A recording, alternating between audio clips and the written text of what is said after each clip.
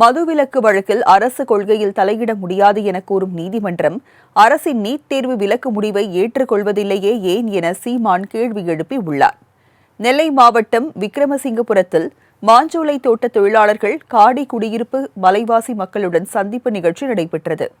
இதில் பங்கேற்ற நாம் தமிழர் கட்சி தலைமை ஒருங்கிணைப்பாளர் சீமான் மாஞ்சோலை தோட்ட தொழிலாளர்களிடம் அவர்களின் பிரச்சினைகள் குறித்து கேட்டறிந்தார்.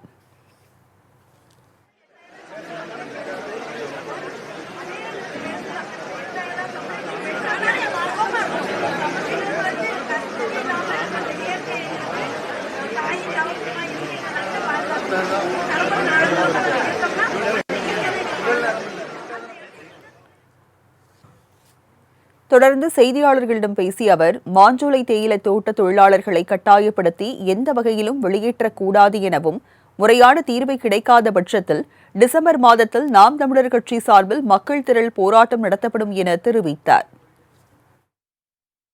முடிவு இப்ப எனக்கு இந்த மாசம் முழுக்க வேலையா இருக்கிறதுனால இறுக்கமான வேலை எனக்கு எங்க தலைவர் பிறந்த நாள், எங்கள் மாவீரர் தினது வருது, எனக்கு அழுத்தம் இருக்கும் இந்த மாசம் முழுக்க. ஜனவரி டிசம்பர்ல போராடுவேன்.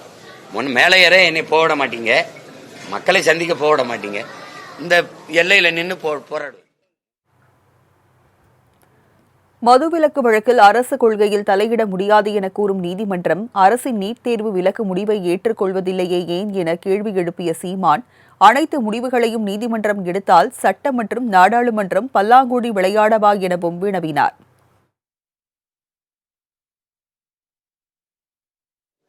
அரசு ஒரு வழக்கு தொடுக்குது, நீட்ல இருந்து படிக்கிற மாணவர்களுக்கு விலக்கு அளிங்கன்னு யார் சொல்றது? அரசு ஒரு முடிவெடுத்து, கொள்கை முடிவெடுத்து வழக்கு தொடுக்குது. அதுக்கு நீதிமன்றம் என்ன சொல்ல தெரியுமில்ல, எழுதுங்குது. அரசின் கொள்கை முடிவில் தலையிட முடியாதுன்னு குடிக்கிறதுல சொல்லுது. அரசு ஒரு கொள்கை முடிவெடுத்து வழக்கு தொடுக்குது, மாணவர்கள் படிக்கிறதுல அதை தலையிடுது, எழுதுது. இதை எப்படி பாக்குறீங்க இந்த நீதியை? தம்பி, இந்த தீர்ப்பை எப்படி பாக்குறீங்க? ஒரே நீதிமன்றம் தான் ரெண்டையும் சொல்லுது. தொடர்ந்து கூட்டத்தில் பேச அனுமதி மறுத்ததாக நிர்வாகிகள் கூறியது குறித்த கேள்விக்கு, சர்வாதிகாரம் இல்லாமல் எந்த ஒரு செயலையும் சரி செய்ய முடியாது, கட்சியின் விதிமுறைக்கு கட்டுப்பட்டுத்தான் இருக்க வேண்டும் என விளக்கமளித்தார். சர்வாதிகாரம் இல்லாத எந்த செயலும் நேர்மையா இருக்குது. இது நான் இல்ல, உலகம் முழுமைக்கு இருக்கிறது. ஏன்னா எங்க ஐயா இறையன்பு எழுதின புத்தகங்களை படிங்க. ஒரு சர்வாதிகாரி, ஒரு நேர்மையாளன் சர்வாதிகாரியாத்தான் இருக்க முடியும்.